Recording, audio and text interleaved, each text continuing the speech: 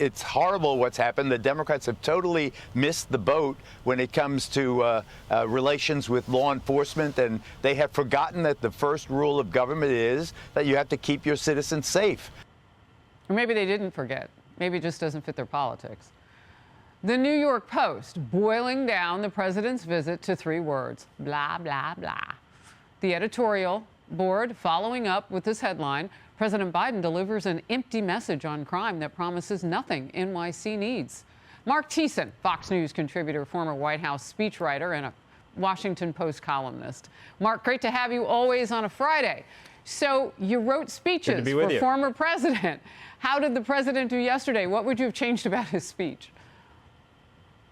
Well, first of all, the reason he went is because approval of his policies on crime are plummeting. He's down to 36% of approval on crime, down from 46%. So like everything else, his approval on handling of crime is plummeting. So he's trying to cauterize the wound.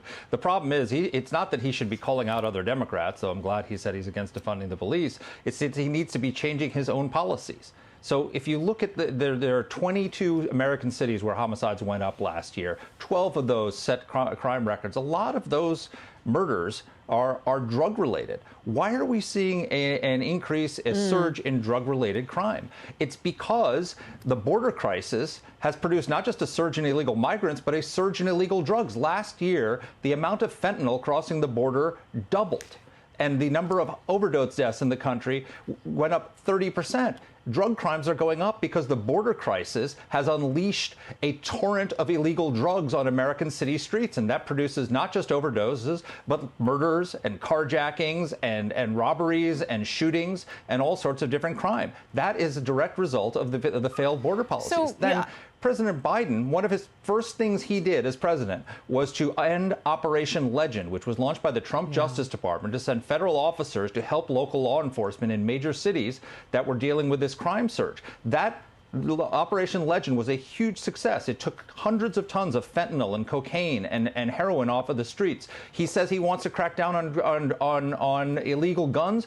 It took over 2,600 illegal guns off the streets. He canceled it. See, so it's not just the Democratic mayors are defunding the police. And just to slow you down just a little bit, back federal law enforcement, Mark, I want to get a word in here.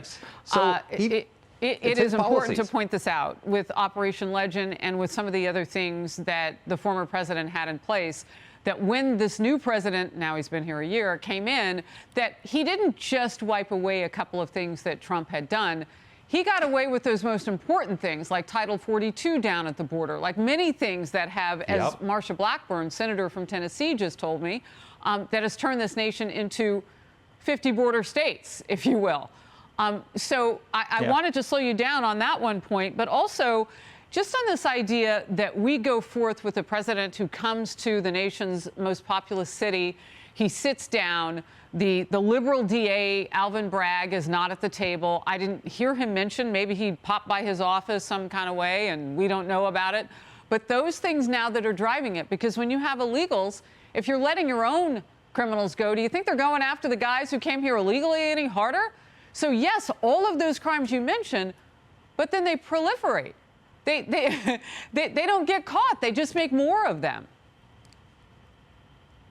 No, 100%. I mean, look, I'm glad that he's against defunding the police, but it's not just defunding the police that's the problem. It's the fact that the police no longer feel that they have that the government and their elected leaders have their backs. And so what happens is when a police officer is driving around a street corner and he sees something suspicious happening, he's got a choice: do I stop and investigate, or do I keep on going?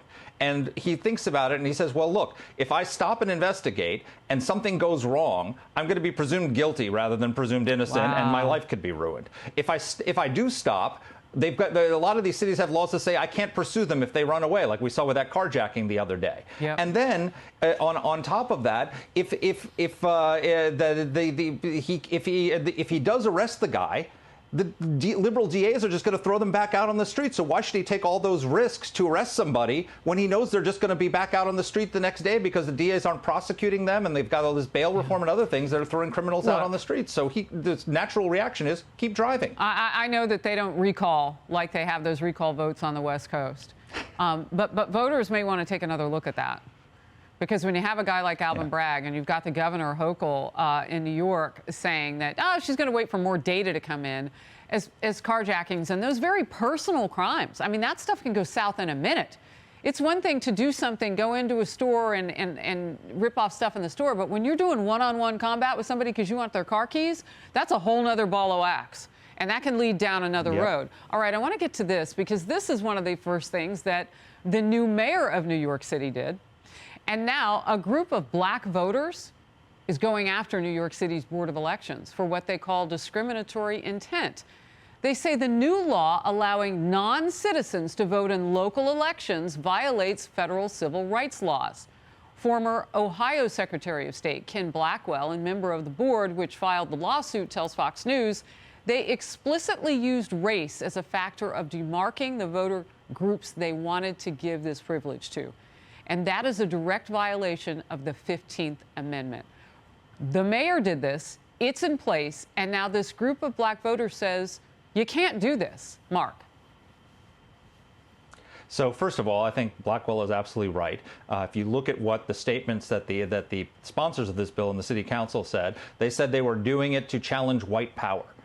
You can't bring they're not necessarily illegal, non-citizens into vote in order to dilute the vote of another race. So I think he's absolutely right on the face of it. But second of all, this is an issue that it's a 2-minute decision in the first minutes for coffee for most Americans. 71% of Americans oppose allowing non-citizens to vote. 26% support it. And most Americans are looking at this, and they're looking at what Biden is doing with the federal election effort to take over federal takeover elections, and they say, you're focused on the wrong thing. We've got 40-year high in inflation. We've got a record crime wave going on in American cities, the worst border crisis in American history, the worst pandemic in a century that's still upending our lives. Why are you focused, obsessed with changing our voting laws? The voting laws that, by the way, gave you the presidency and the Senate and the House. Why are you obsessed with this? It's because they are trying to solidify their power and put a lock on power and prevent Republicans from ever coming back.